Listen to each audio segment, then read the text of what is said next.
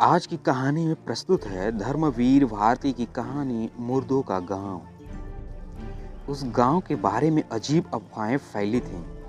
लोग कहते थे कि वहां दिन में भी मौत का एक काला साया रोशनी पर पड़ा रहता है।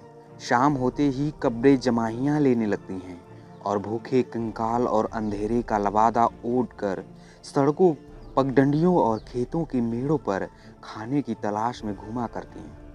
उनके ढीले पंजरों की खड़खड़ाहट सुनकर लाशों के चारों ओर चिल्लाने वाले घिनौने शियार सहम कर चुप हो जाते हैं और गुस्तखोर गिद्धों के बच्चे डैनों में सिर ढांपकर सूखे ठूंठों की कोठरों में छिप जाते हैं।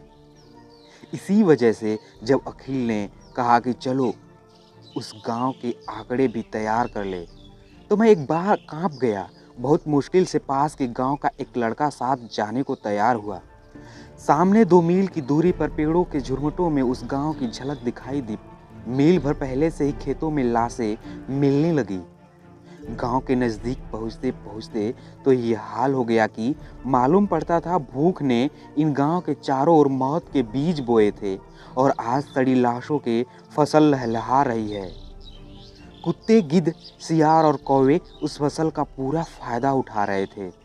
इतने में हवा का एक तेज झोंका आया और बदबू से हम लोगों का सिर घूम गया। मगर फिर जैसे उस दुर्गंध से लदकर हवा के भारी और अधमरे झोंके सूखे बांसों के झुरमुटों में अटक कर रुक गए। सामने मुर्दों के गांव का पहला झोंपड़ा दिख पड़ा।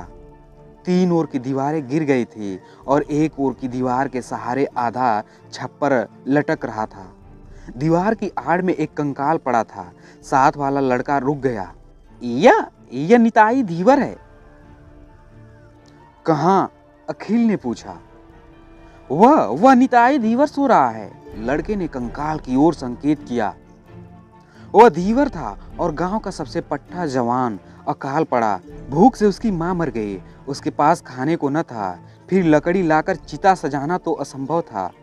उसने अपनी नाव बाहर खींची, मां के शरीर को नाव में रखा, ऊपर से सूखी घास रखी और आग लगा दी। रहा साथ सहारा भी चला गया और एक दिन वह भी यहीं भूख से सो गया। यहीं इसी जगह उसकी मां ने भी दम तोड़ा था। वह लड़का बोला।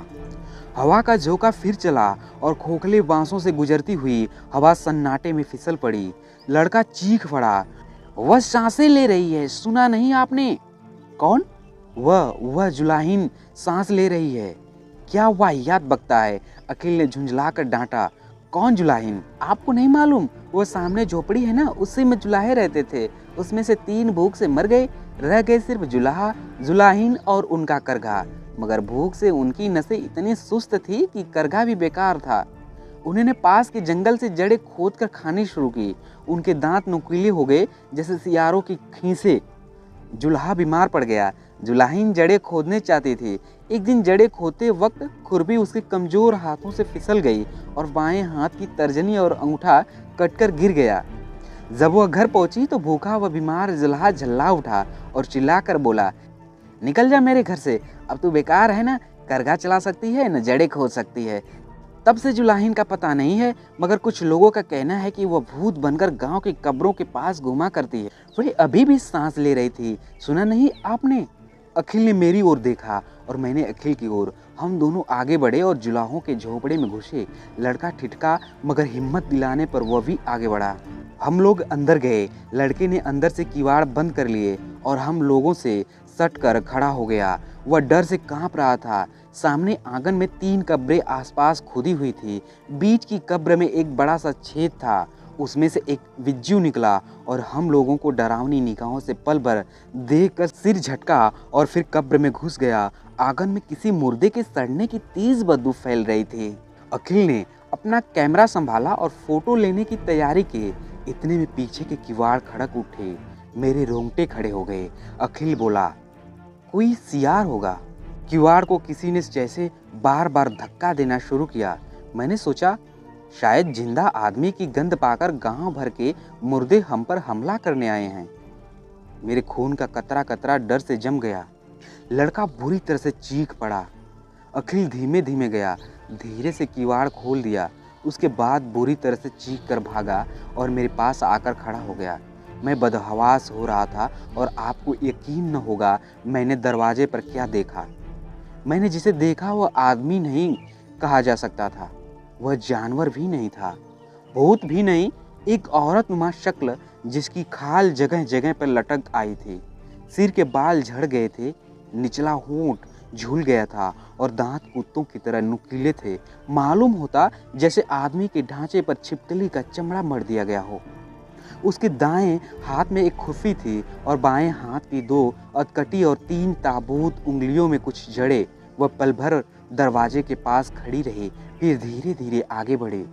मैं चीखना चाहता था मगर गला जवाब दे चुका था। वह हमारे बिल्कुल पास आकर खड़ी हो गई, जड़ें जमीन पर रख दी और अपने 3 उंगलियों वाले हाथ को मुंह के पास ले जाकर कुछ खाने का इशारा किया। हम लोगों की जान में जान आई। वह भूखी है, वह आदमी ही होगी, क्योंकि भूख आदमियत की पहचान है। अखिल ने अपने झोले में से केला निकाला और उसकी ओर फेंक दिया।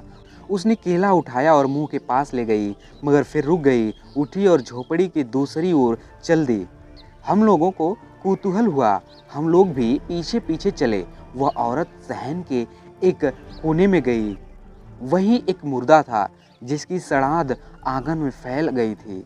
देहाती लड़के ने उसे देखा और पहली बार उसके मुंह से आवाज निकली, जुलाहा, यह तो जुलाहे की लाश है, यह जुलाहिन उसे भूत बनाने आई है। जुलाहिन लाश के पास गई। लाश सड़ रही थी और उसमें चींटियां लग रही थी। उसने केला और जड़ें लाश के मुंह पर रख दी और हंसी। हंसी की आवाज मुंह से नहीं निकली, मगर खींचों देखकर अनुमान किया जा सकता है कि वह हंसी ही होगी। दूसरे ही क्षण वह बैठ गई और मुर्दे की छाती पर सिर रखकर सुबकने लगी। यह जुलाहिन है, यह जुलाहिन है, मगर यह तो कम से कम 70 बरस की होगी। 70 बरस? नो, देखते नहीं, जहरीली जड़ें खाने से इनकी नसों में पानी भर गया है, मांस जल गया है। अखिल बोला, इस मुर्दे को हटाओ वरना यह भी मर जाएगी। उसके बाद हम लोग झोपड़े के भीतर आए। पास में एक गड्ढा था, सोचा इसी में लाश डाल दी जाए। भीतर आए, लाश के पास से जुलाहिन को हटाया और उसकी लाश भी एक ओर लुढ़क गई। मैं घबरा गया, बेहोश सा होने लगा। अखिल ने मुझे संभाला। हम लोग थोड़ी देर चुप रहे, फिर मैं बोला भारी गले से, अखे, उंगलियां कट जाने पर यह निकाल दी गई, फिर किस बंधन के सहारे, आखिर किस आधार के सहारे यह मरने से पहले जुलाहे के पास आई थी जड़ें लेकर, क्यों? अखिल चुप रहा। मुर्दों के गांव की दोनों आखिरी लाशें सामने पड़ी थी। अच्छा उठो, अखिल बोला। हम लोगों ने लाशें उठाई और गड्ढे में डाल दी। एक ओर जुलाहा, दूसरी ओर जुलाहिन। बांस के सूखे पत्तों से उन्हें ढक दिया। मैंने अपनी उंगली से धूल में गड्ढे के पास लिखा, ताजमहल 1943, और हम चल पड़े।